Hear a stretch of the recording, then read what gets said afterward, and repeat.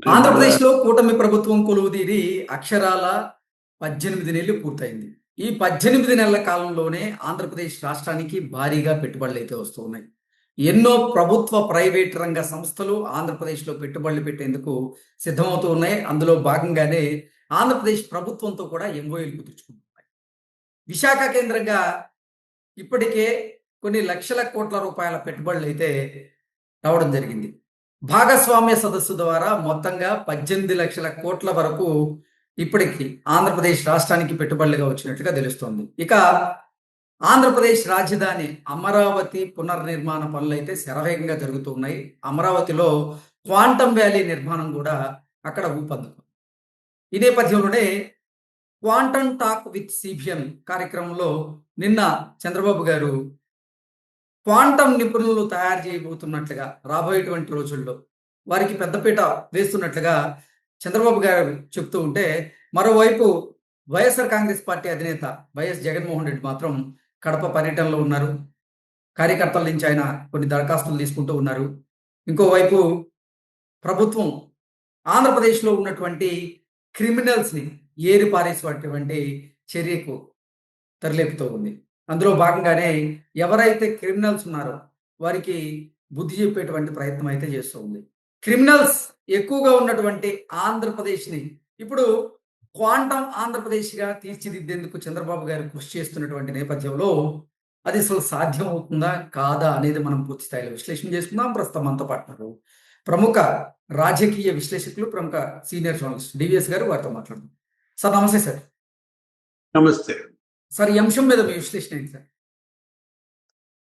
Criminals valley quantum valley అవుద్దా? Okay. అంటే నిన్నటిదాకా క్రిమినల్స్ టాక్, ఇప్పుడు క్వాంటమ్ టాక్.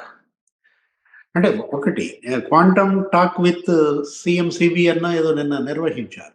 ఇది ఆన్లైన్ లో దగ్గర దగ్గర ఒక 10 రోజుల్లోనే 51,000 మంది విద్యార్థులు register చేయించుకున్నారని.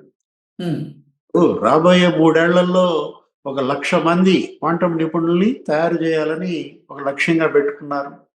Quantum algorithms, quantum computing, వాటన్నిటిలో కూడా మరి వాళ్ళకి శిక్షణ ఇవ్వడం. ఈ 51,000 మందిలో ఒక 3,000 మందిని క్వాంటంలో శిక్షణ ఇవ్వాలని, అందులో కూడా ఒక 100 మందికి టీసీఎస్ లేకపోతే ఐబిఎం వీటిల్లో ఇంటర్న్షిప్ ఇప్పించాలని.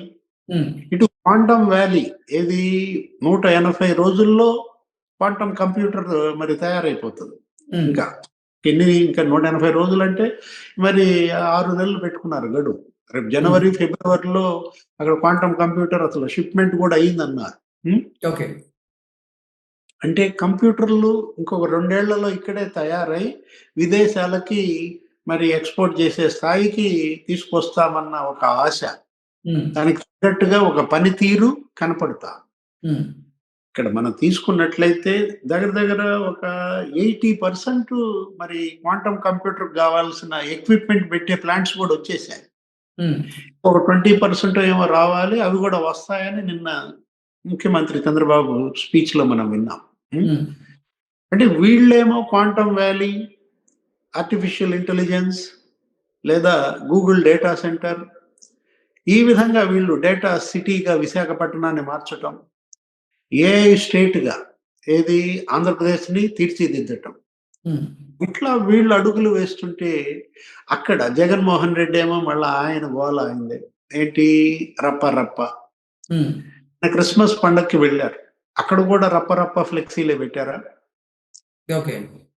ఇప్పుడు ఏది, ఇప్పుడు 2029 ఎన్నికల్లో 88 మ్యాజిక్ ఫిగర్ దాటగానే గంగమ్మ జాతర అని ఫ్లెక్సీలు పెడుతున్నారు. 88 మ్యాజిక్ ఫిగర్ దాటగానే గంగమ్మ జాతరే, రప్ప రప్ప. అదేమంటే జగన్మోహన్ రెడ్డి ఏమంటారు, అదేముందబ్బా, అదేదో పుష్ప సినిమా ఫ్లెక్సీయే కదా, పెట్టుకుంటే తప్పేంటంటాడు. ఇప్పుడు పరకామణిలో వాడేవాడు దొంగతనం చేశాడు, చోరీ, మరి దగ్గర దగ్గర 150 కోట్లు 200 కోట్ల ఆస్తులు అతను సంపాదించాడు. అసలు ఎన్నేళ్ల నుంచి ఆ చోరీ జరుగుతోంది, దాన్నేమో లోక్ అదాలత్లో రాజీ పెట్టి 14 కోట్లు స్వామివారికి ఇచ్చి ఆస్తులు, మిగతా 150 కోట్లు వీళ్ళు రాంచుకున్నారని. ఆ పరకామణి కేసు విషయంపై మాట్లాడుతూ ఏమంటాడు? అదేదో చిన్న దొంగతనం అంటాడు. ఉమ్, అంటే అది చిన్న దొంగతనంగా జగన్మోహన్ రెడ్డి కళ్ళకి కనపడిందంటే, రప్ప ఫ్లెక్సీలు నరికేస్తాం, నరికేస్తాం, రక్తాభిషేకాలు, పొట్టేళ్ళు కొట్టడం, వాటి రక్తంతో జగన్ ఫ్లెక్సీలకి అభిషేకాలు చేయటం, ఏముందబ్బా అందులో తప్పంటాడా? ఓకే. అంటే రక్తాభిషేకాలు ఏముంది వాళ్ళ అభిమానం, వాళ్ళు చేసుకుంటే తప్ప అనంటే నేనేం చెప్తాను? ఉమ్, అంటే ఇప్పుడు ఆంధ్రప్రదేశ్‌లో ఏం నడుస్తోంది? క్రిమినల్స్ వర్సెస్ క్వాంటమా? ఓకే. మనకదే కనపడుతోంది. నిన్న జగన్మోహన్ రెడ్డి పుట్టినరోజు సందర్భంగా మనం చూసాం గదా! ఏ విధంగా గుండాలు, రౌడీలు ఉమ్, చెలరేగారు. సైలెన్సర్‌లు బీకేసి అసలు జోగి రమేష్ కొడుకు ఆ! అతనెవరు? రాజీవ్ ఆధ్వర్యంలో అసలు పెద్ద ఊరేగింపు, అసలు గిర్రు గిర్రున తిప్పటం మోటార్ సైకిళ్ళని భయం, ఉమ్, పాతం. కేసేదో పెట్టారు. ఆ! 34 మంది పైన కేసులు పెట్టారు. ఇప్పుడు అక్కడైతే మరీ అన్యాయం. అక్కడెక్కడ అనంతపురం సత్యసాయి జిల్లాలో గర్భిణి జుట్టు పట్టుకొని లాగి గొంతు నులిమి కడుపు మీద తన్నాడంట. ఉమ్, ఏంటి ఆమె చేసిన నేరం? అరే టపాసులు పేల్చబాకండి, నేను ప్రెగ్నెంటు. మొన్నే నా బిడ్డ ఇంకొకళ్ళు చనిపోయారు. 3 ఏళ్ల బిడ్డ అని ఆమె బాధతో టపాసులు పేల్చొద్దంటే కడుపు మీద తంతాడా? అంటే ఎలా ఈ రౌడీలు, ఈ గుండాలు వీళ్ళని అదుపు చేయాలి? ఉమ్, ఇప్పుడు మొన్న గూడా పవన్ కళ్యాణ్ అదే గదా మాట్లాడింది. ఏమని? యోగి ఆదిత్యనాథ్ మోడల్ మేము అమలు జేయాలా? ఉమ్. ఆ పాలన రాజకీయాలు ఇక్కడికి రావాలా? అరచేతిలో గీతలు చెరిపేస్తా అన్నాడు. ఉమ్, రోమాలు పీకేస్తానంటే అంబటి రాంబాబు గోల పెడుతున్నాడు. ఏంటి ఈ పీకుడు భాష అంటాడు. ఉమ్, బొత్స సత్యనారాయణ గూడా నిన్న ప్రెస్ మీట్ పెట్టి పవన్ కళ్యాణ్‌ని ఏంటి ఈ పీకుడు భాష అంటాడు. ఉమ్, అంటే ఈ భాషలో చెప్తే తప్ప ఈ పీకుడు ఆళ్ళకి అర్థం కాదని ఆయన పీకుడు భాష మాట్లాడుతున్నాడేమో. ఓకే. ఇప్పుడు పీకుడు భాషకి ఆద్యుడెవరు? పేటెంట్ జగన్మోహన్ రెడ్డే గదా! ముఖ్యమంత్రిగా ఉండి ఆయనే పీకి చూపిచ్చాడు గదా! ఓకే. ఎదురుగా ఉన్నది స్కూల్లో పిల్లలు, తల్లిదండ్రులు. అదేదో నాడు నేడు ప్రోగ్రామో, లేకపోతే ఏదో అదేంటి అమ్మఒడి ప్రోగ్రామో, అక్కడ మీరు విద్యార్థులను ఉద్దేశించి ఏం మాట్లాడాలి? నా వెంట్రుక గూడా పీకలేరు. జోగి రమేష్ అదే గదా! ఉమ్, అంటే వీళ్ళిప్పుడు భాష గురించి మాట్లాడితే జనం నవ్వుతున్నారు. ఏంది? ఓకే. అంబటి రాంబాబును, బొత్స సత్యనారాయణ, పవన్ కళ్యాణ్ పీకుడు భాష అంటే నవ్వుతున్నారనమాట. మీరు ఇవాళ భాష గురించి మాట్లాడటం ఏంటి? బూతులే మీ అధికార భాషగా ఇవాళ ప్రజల్లో ముద్రపడిన పరిస్థితుల్లో. ఉమ్, కొడాలి నాని, లేకపోతే జోగి రమేష్, గోరంపూడి చంద్రశేఖర్ రెడ్డి, వల్లభనేని వంశీ మామూలు భాష వీళ్ళు వాడింది. ఆ! ఉమ్, ఇప్పుడు ఇవాళ మనం అంటోంది అదే. జగన్మోహన్ రెడ్డికి జ్వరం వచ్చిందంట. ఓకే. తెలుసా నీకు? ఇవాళ కార్యక్రమాలన్నీ రద్దయిపోయాయి. హ్మ్. ఓకే. ఏమో కలిసాడు. నిన్న మీరు చెప్పింది కరెక్టే. పులివెందుల్లో ఉమ్, నిన్న అందరి దగ్గర అర్జీలు తీసుకున్నాడు. ప్రజా దర్బార్ పెట్టారు. మరి ఏదో మొత్తానికి ధైర్యంగా ఉండండి అన్నాడు. ఉమ్, వచ్చేది ప్రభుత్వమే, ధైర్యంగా ఉండండి అన్నాడు. ఉమ్, వాళ్ళకి ధైర్యం చెప్పి ఈయన జరం తెచ్చుకున్నాడు.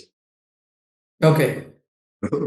కార్యకర్తలకి ధైర్యం చెప్పడం ఏంటి? జగన్‌కి జ్వరం రావడం ఏంటి? అసలు జగన్మోహన్ రెడ్డి ఆరోగ్యంపై ఇవాళ చర్చ. ఏంటి? అసలు ఎందుకు ఇంత ఎంత వయసయింది? 51, 52 మొన్న పుట్టినరోజు కూడా అయినట్టుంది. ఆ! ఉమ్, జ్వరం రావటం ఏంటి? పదే యలహంకెళ్ళడం ఏంటి? ఆ యలహంకలో ఏమైనా ట్రీట్‌మెంట్ చేయించుకుంటున్నాడా? ఆ ఆరోగ్యం వల్లే అసెంబ్లీకి వెళ్ళలేకపోతున్నాడా? ఉమ్, ప్రజల్లో ఉండలేకపోతున్నాడా? ప్రెస్ మీట్‌లకే పరిమితం అవుతున్నాడా? ఎందుకని అతను సీరియస్‌గా పార్టీని నడపటం లేదు? ఉమ్, ఇప్పుడు సమస్యలు లెవ్వా అంటే సమస్యలు లేకుండా ఎందుకుంటాయి? రైతుల సమస్యలుంటాయి, లేకపోతే విద్యార్థుల సమస్యలుంటాయి, లేకపోతే మహిళల సమస్యలుంటాయి. ఆ 3 సెక్షన్స్‌ని వదిలేసాడు. ఉమ్, రైతులు, మహిళలు, విద్యార్థులను పట్టించుకోకుండా మెడికల్ కాలేజీలు పట్టుకున్నాడు. అరే! మెడికల్ కాలేజీలకిను, కామన్ మ్యాన్‌కి ఏమన్నా సంబంధం ఉందా? ఇప్పుడు మెడికల్ కాలేజీలను అడ్డం పెట్టుకుని నీకేమైనా ఓట్లు పడతాయా? అదో పెద్ద పోరాటం, పెద్ద ఉద్యమం అంటాడు. ఏదో నియోజకవర్గ స్థాయి, జిల్లా స్థాయి, రాష్ట్ర స్థాయి, కోటి సంతకాలు, ఏదో ఆటోల్లో ఏసుకురావటం, గవర్నర్‌కి ఇవ్వటం. ఏంటి ఈ డ్రామా? హ్మ్. అసలు సమస్య ఏంటి? ఇప్పుడు రైతుల మీద నువ్వెళ్ళావు. ఏదో అడపాదడపా 4 చోట్లకు పోయావు. పొదిలి పొగాకన్నావు, బంగారుపాలెం మామిడన్నావు, లేకపోతే మదనపల్లి టమాటాను, ఇంకోటేదో పులివెందుల అరటన్నాడు, గుంటూరు మిర్చన్నాడు. ఏం హ్మ్. చేశావు? వాటి మీద పోరాటం ఏం చేశావు? సంతకాలు సేకరించావా? వాటిని లేదు. తీసుకొచ్చి ఆటోల్లో గవర్నర్‌కిచ్చావా? ఇప్పుడు యువత ఇవాళ నువ్వు అడ్రెస్ చేయాల్సింది వీళ్ళని కదా! నిరుద్యోగం, లేకపోతే విద్యార్థులు, ఫీజులు, ఆ! ఆ! ఉపకార వేతనాలు, లేకపోతే హాస్టల్సు, సమస్యలు, అక్కడ ఫుడ్డు, వీటి మీద గదా నువ్వు సంతకాలు సేకరించాల్సింది, ఉద్యమాలు జేయాల్సింది, ఆందోళన జేయాల్సింది. హ్మ్. లేకపోతే మహిళలు, వాళ్ళ భద్రత, ఆ! ఆ శాంతి భద్రతలు, లేకపోతే ఏంటి ఆ మద్యం, ఆ! నకిలీ మద్యం, వాటి మీద నువ్వేదన్నా తీసుకోవాలి గానీ, ఒక ప్రోగ్రామ్, ఒక పోరాటం, ఒక రాష్ట్ర స్థాయిలో ఈ కోటి సంతకాలు ఆటి మీద జేపిస్తే ఎంత మైలేజ్ వచ్చేది కృష్ణ? హ్మ్. అదే ఇప్పుడు రైతులను వదిలేసి, మహిళలను పట్టించుకోకుండా, విద్యార్థుల్ని అసలు నిర్లక్ష్యం జేసి అంటే ఏంటి? నా పాలనలో నేను రైతులకేమీ చేయలేదు. మహిళల్ని ఈ విధంగా ఇబ్బంది పెట్టాను. హ్మ్. విద్యార్థులను అలా గాలికి వదిలేశాను అని ఆ 3 వర్గాల దగ్గరికెళ్ళటానికి ఇతనికి మొహం జల్లటం లేదా? ఓకే. మనకదే కనపడుతోంది. ఏది? ఇప్పుడు ఇవాళ రైతుల్లో, విద్యార్థుల్లో, మహిళల్లో తనని నమ్మరు అని దృఢ నిశ్చయానికొచ్చి, ఈ విధంగా ఏదో మెడికల్ కాలేజీలు, ఆ! ఏదో నామ్‌కే వాస్తే పార్టీ నడుపుదామంటే నడుపుదాం అన్నట్టుగా నడుపుతున్నట్టుంది. హ్మ్. జగన్‌కి జరం ఎందుకొచ్చింది? ఇది నాకర్థం కావటంలా. హ్మ్. మామూలుగా జరమా? అంటే ఇప్పుడు నిన్నేమో కనకమేడల రవీంద్ర బాబుని అదనపు సొలిసిటర్ జనరల్‌గా నియమించారు. హ్మ్. తెలుగుదేశం మాజీ రాజ్యసభ సభ్యులు కనకమేడలని అదనపు సొలిసిటర్ జనరల్‌గా నియమించినట్టు నిన్న వార్త చూసా. అవును. ఇవాళ ఈయనకి జరం వచ్చింది. హ్మ్. నాకు సింక్ అవ్వట్లా. ఇప్పుడు కనకమేడల రవీంద్రని నియమిస్తే నీ కేసులేమైనా స్పీడ్ అవుతాయని భయపడుతున్నాడా? ఓకే. లేదు, చెవిరెడ్డి భాస్కర్ రెడ్డిని నిన్న సీబీఐ వచ్చి విచారించింది. హ్మ్. అదే జైలుకెళ్ళి ఆయన్ని 4 గంటలు నిన్న మామూలుగా విచారణ జరపలేదు. మళ్ళా గూడా అవసరమైతే విచారిస్తామన్నది. ఆ కల్తీ నెయ్యి. ఆ! హ్మ్. ఈయనకి జరం వచ్చింది ఇవాళ. ఓకే.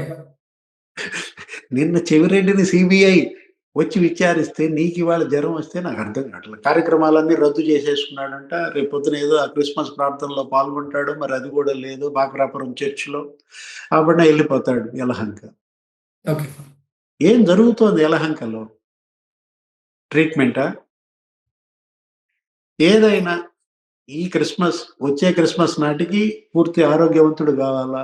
పూర్తిగా ప్రజల్లో ఉండాలా? పోరాటాలు మరింత బలంగా చేయాలి. అసెంబ్లీకెళ్ళాలి. అంత మనోనిబ్బరం, ధైర్యం జీసస్ జగన్మోహన్ రెడ్డికి ఇవ్వాలని కోరుకుందాం. Okay. Okay sir. Thank you so much. నమస్తే.